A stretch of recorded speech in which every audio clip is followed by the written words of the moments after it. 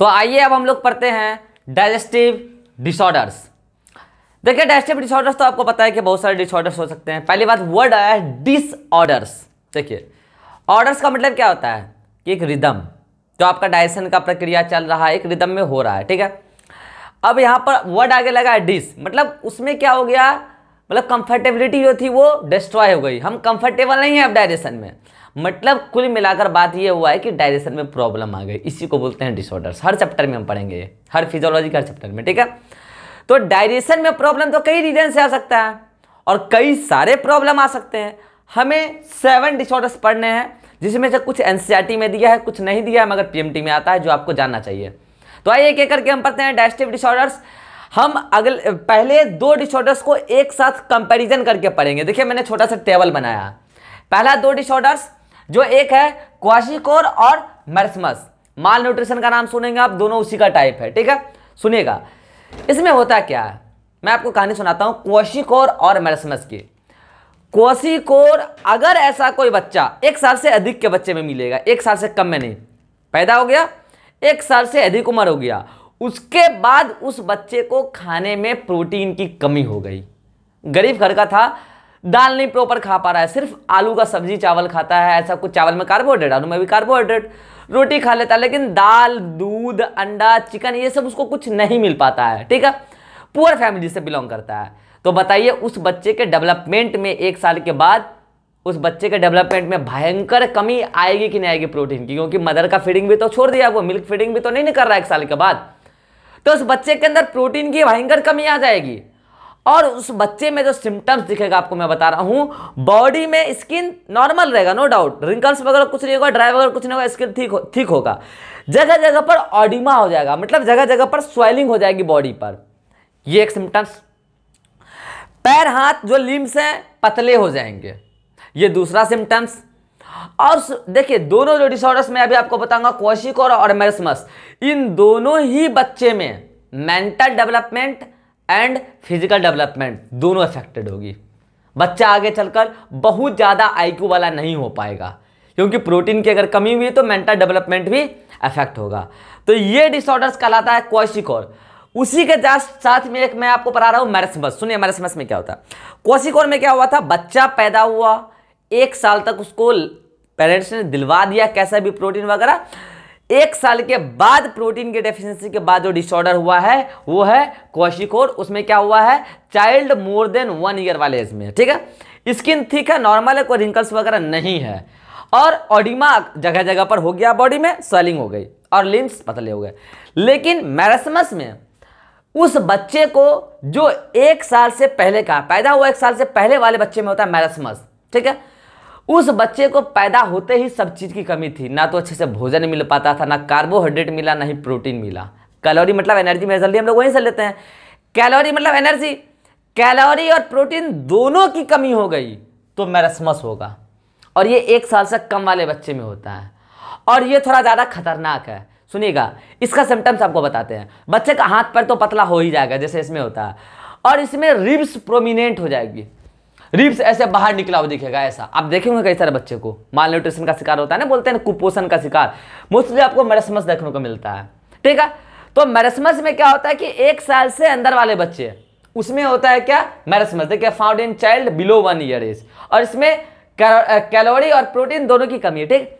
अब सुनिएगा उसमें स्किन नॉर्मल था, कोई रिंकल्स वगैरह नहीं था, इसमें स्किन में रिंकल्स है, साथ ही साथ स्किन पूरा ड्राई हो गया है। तो स्किन कभी भी फट सकती है, कहीं जगह जगह से स्किन फट जाएगी, ब्लीडिंग होने लगेगा, बहुत खतरनाक होता है ये। तो ये सिम्टम्स है, skin is dry with wrinkles. Oedema इसमें नहीं होगा, ऑडिमा इसमें होता है, ऑडिमा इसमें नहीं पाया जाता। ये मेजर डिफरेंस है कि आप देखकर बता सकते हैं कि इसको मेरस्मस हुआ है या क्वाशीकोर हुआ है, इसको मतलब कि जो माल न्यूट्रिशन का शिकार हुआ है 1 साल के पहले हो गया जन्म के, या फिर 1 साल के बाद हुआ है।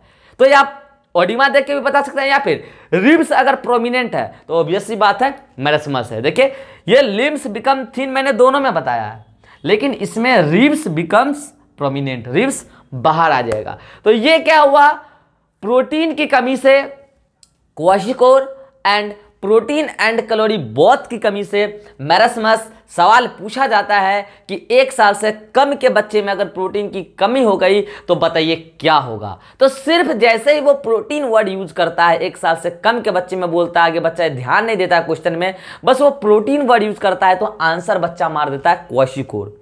लेकिन वो पूछा था आपसे कि प्रोटीन की कमी हुई है लेकिन 1 साल से कम के बच्चे में हुई है, तो 1 साल से कम के बच्चे में हो तो उसमें तो मैरस्मस नहीं होगा जी। एंड प्रोटीन एंड कैलोरी दोनों की कमी हुई है तब तो मैरस्मस होना ही है। तो ये बात आप ध्यान रखिएगा कि ईयर का डिफरेंस है, 1 साल से अधिक में हो तो क्वाशिकोर, 1 साल से कम में हो तो मैरस्मस। चलिए नेक्स्ट डिसऑर्डर्स हम लोग पढ़ने जा रहे हैं, जॉन्डिस। सुनिएगा, jaundice disorder is related with the function of liver. आपको पता है लीवर के अंदर जो बाइल जूस था उसमें बिलिरुबिन एंड बिलिवर्डिन भी था, ये बाइल पिगमेंट था। किसी कारणवश, कई सारे रीजन हो सकते हैं, लीवर के फंक्शन में प्रॉब्लम हो गया, पता है आपको, वो डाइजेस्टिव ग्लैंड्स एक प्रकार का एक्सेसरी डाइजेस्टिव ग्लैंड्स, तो बिलिरुबिन और बिलिवर्डिन का अमाउंट बढ़ गया। और आपको पता है कि इन दोनों पिगमेंट के ब्रेकडाउन से येलो कलर का कंपाउंड बनता है। तो क्या होने लगे, वो कंपाउंड जो पिगमेंट बिलिरुबिन एंड बिलिवर्डिन बढ़ गया है तो इसके ब्रेकडाउन से येलो कलर का पिगमेंट है ये हमारे बॉडी के डिफरेंट पार्ट्स में जाकर डिपॉजिट होने लगती है। स्किन में जहां जहां जाकर डिपॉजिट होने लगेगी, नेल्स में होने लगेगी, आईज के मसल्स में होने लगेगी, और नतीजा ये होगा, इसका सिम्टम्स आपको क्या दिखेगा, पहले स्किन पूरा पीला पीला होने लगेगा, आंखें पीली पीली होने लगेगी, नेल्स पीले पीले होने लगेंगे। ये सिम्टम्स है जॉन्डिस का। रीजन क्या है मैं लिख देता हूं, due to abnormal more amount of bilirubin and biliverdin. और सिम्टम्स नोट्स में देख लीजिएगा, आप लिखा है मैंने, नोट्स तो आपको नीचे डिस्क्रिप्शन में देता हूं मैं, सिम्टम्स आप देख लीजिएगा। आपको पता है वैसे जॉन्डिस का क्या, स्किन पूरा बॉडी येलो कलर का होने लगता है, आईज वगैरह नेल्स वगैरह येलो कलर में कन्वर्ट होने लगते हैं, यही बिलिरुबिन बिलिवर्डिन की वजह से। रीजन में लिख दिया। नेक्स्ट एक साथ फिर से बता रहा हूं, डायरिया एंड कॉन्स्टिपेशन। सुनिएगा, मैंने आपको इजेशन बताया था, याद कीजिए। इजेशन में क्या बताया था मैंने आपको, रैक्टम में जो मसल्स थे, रैक्टम बॉल मूवमेंट शो करता था, याद आया, सेगमेंटल मूवमेंट, तो एक्सक्रीटा बाहर निकलता था। इसी को ना आप इजेशन बोल रहे थे, डेफिकेशन भी बोल रहे थे। लेकिन क्या हुआ है कि रैक्टम के, अच्छा नॉर्मल मूवमेंट होना चाहिए, एक बार पूरा सेगमेंटल मूवमेंट हुआ, पूरा एक्सक्रीटा बाहर, लेकिन हो क्या रहा है यहां पर डायरिया के केस में कि रैक्टम का वॉल एबनॉर्मल फ्रीक्वेंट दिखा रहा है, एबनॉर्मल। नतीजा ये हो रहा है कि रैक्टम में आकर एक्सक्रीटा को पहले कुछ देर स्टोर होना चाहिए, और उसमें जो भी, याद कीजिए, जो भी वाटर वगैरह एक्स्ट्रा वगैरह है ये सबको भी अब्जॉर्ब कर लेता था रैक्टम वाले रीजन के पहले।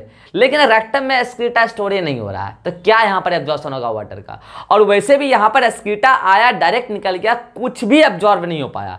मीन्स इसमें प्रॉब्लम क्या आएगी कि फूड का एब्जॉर्प्शन घट जाएगा, और एबनॉर्मल फ्रीक्वेंट मूवमेंट हो रहा है, बॉल मूवमेंट, तो बार बार आपको इजेशन करना पड़ेगा, ये प्रॉब्लम है। काउज क्या है, मैं काउज लिखता हूं, देखिए काउज है due to abnormal frequent, frequent का मतलब क्या, लगातार, बार बार, abnormal frequent bowel movement of rectum. Problems क्या आएगी मैं वो भी लिख देता हूं, प्रॉब्लम्स ये आएगी, absorption of food is decreased, absorption घट जाएगा, क्योंकि वो जो भी रैक्टम वाला रीजन में एब्जॉर्प्शन हो रहा था अब तुम्हारा एक्सक्रीटा स्टोर हो नहीं रहा, तो जल्दी जल्दी बाहर निकल जाएगा, एब्जॉर्प्शन रेट घट जाएगा, ठीक, ये प्रॉब्लम होगा। और जितने भी मिनरल्स वगैरह हैं, वाटर वगैरह हैं, वो बॉडी से बाहर निकलने लगता है, तो आप सुनेंगे डायरेक्ट के किसमें ORS देते हैं, मिनरल कंटेनिंग लिक्विड होता है वो, तो उसमें देते हैं, तो हम लोग उसका भरपाई कर लेते हैं। नेक्स्ट है कॉन्स्टिपेशन, इसका जस्ट अपोजिट है। डायरिया में तो क्या हो रहा था, बार बार फ्रीक्वेंट बॉल मूवमेंट हो रहा था, और कॉन्स्टिपेशन में हो ही नहीं रहा, उसके जस्ट अपोजिट है। तो कॉन्स्टिपेशन में क्या हो रहा है, बॉल मूवमेंट हो ही नहीं पा रहा है। आप कितना भी जोर लगा रहे हैं फिर भी नहीं हो पा रहा है। अब 2-4 समझ रहे होंगे मेरे बारे में चर्चा चल रही है।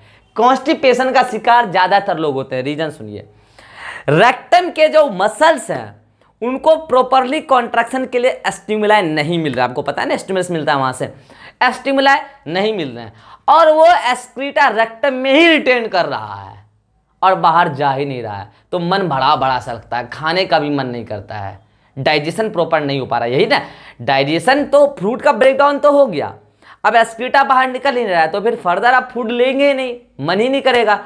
तो ये प्रॉब्लम है कॉन्स्टिपेशन में कि एक्सक्रीटा रेक्टम में रिटेन करती है, तो फर्दर फूड अपटेकिंग में कोई इच्छा नहीं होती है। तो रीजन क्या है, मैं रीजन लिख देता हूं, ड्यू टू, इसमें मैंने क्या बोला था, एबनॉर्मल फ्रीक्वेंट बॉल मूवमेंट, इसमें मैं बोल रहा हूं due to irregular bowel movement, हो ही नहीं पा रहा है सही से। इरेगुलर वर्ड का अंतर है, इरेगुलर बॉल मूवमेंट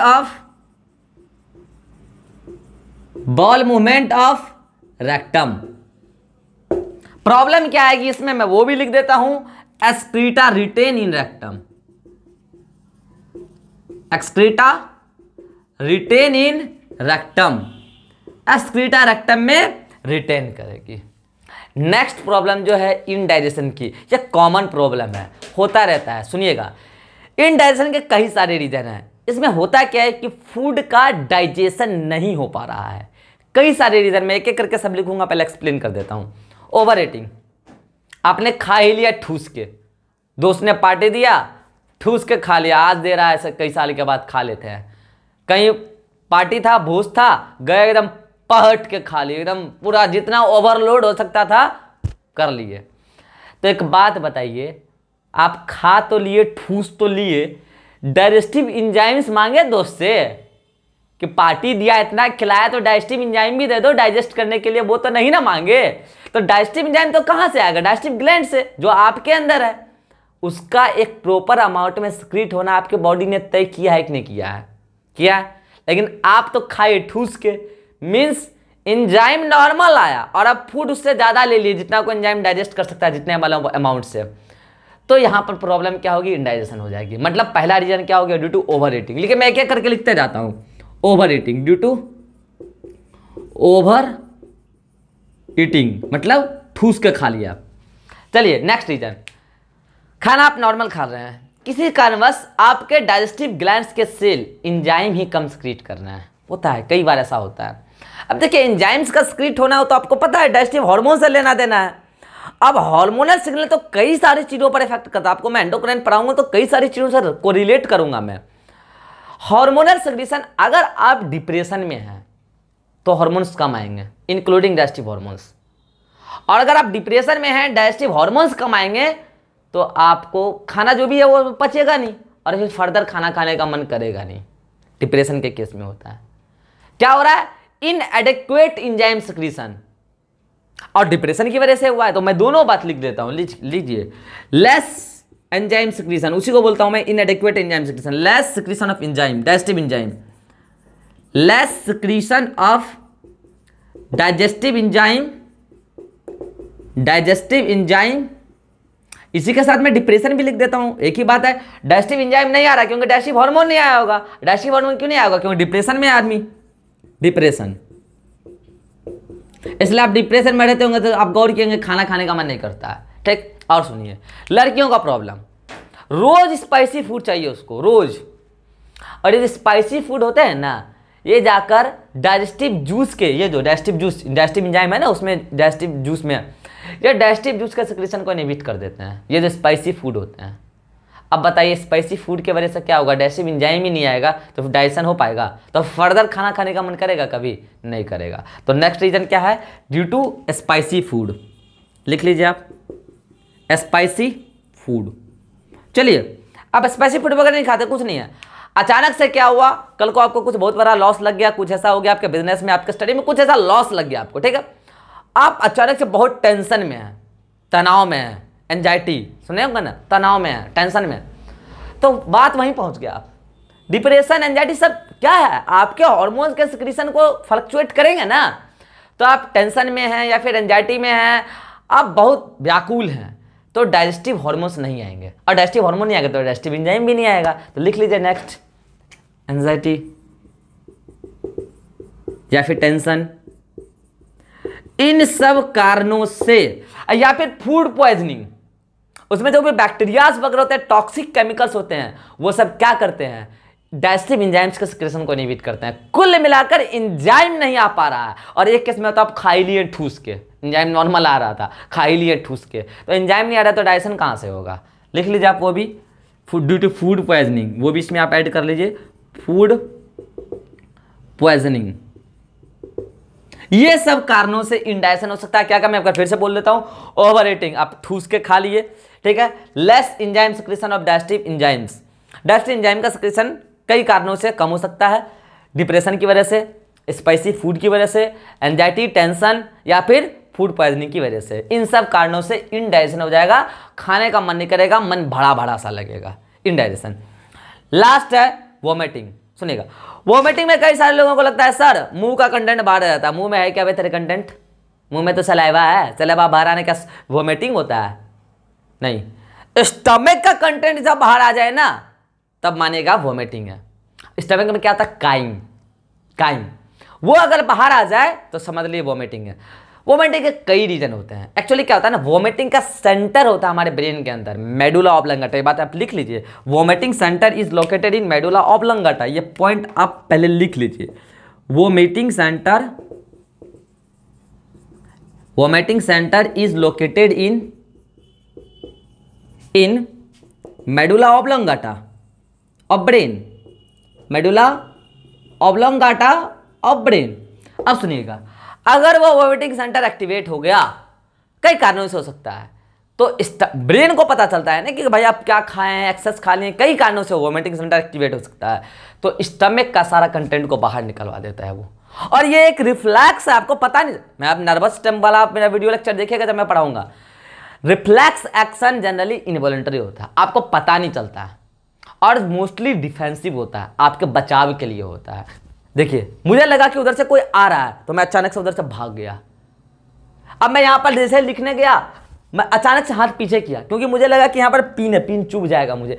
ये सब मैं एक्ट करके बता रहा हूं, लेकिन जब भी आप ऐसा फील किए होंगे, जब भी आप बिना चाहे कोई भी एक्शन ले लिए होंगे, आपका ब्रेन करवाता है, रिफ्लैक्स एक्शन है। नर्वस सिस्टम में बताऊंगा मैं इसके बारे में डिटेल में। तो वोमिटिंग में एक प्रकार का रिफ्लैक्स एक्शन है, आप जानबूझ कर नहीं करते हैं वोमिटिंग, जानबूझ कर नहीं, आज वोमिटिंग जान के कर देते हैं, स्कूल जाना नहीं पड़ेगा आज, ऐसा नहीं है। वोमिटिंग अगर आपके ब्रेन ने एक्टिवेट कर दिया मेडुला ऑब्लंगेटा में वोमिटिंग सेंटर को, तो अपने आप स्टमक के सारे कंटेंट बाहर आ जाएंगे। तो इसमें होने वाला क्या है, content of stomach comes out through mouth, not anus, वो इजेशन होता है थ्रू माउथ। ये क्या है, वोमिटिंग है। This is all about digestive disorders. हमें 7 ही पढ़ने थे, मैरास्मस, क्वेशिकोर, मैरास्मस पढ़ लिया हमने, जॉन्डिस पढ़ लिया, डायरिया देख लिया हमने, कॉन्स्टिपेशन भी देख लिया, इनडाइजेशन एंड वोमिटिंग, इतना सफिशिएंट है डाइजेस्टिव डिसऑर्डर्स में। इसको जल्दी से आप नोट कीजिए, फिर हम लास्ट में बताते हैं कैलोरीफिक वैल्यू।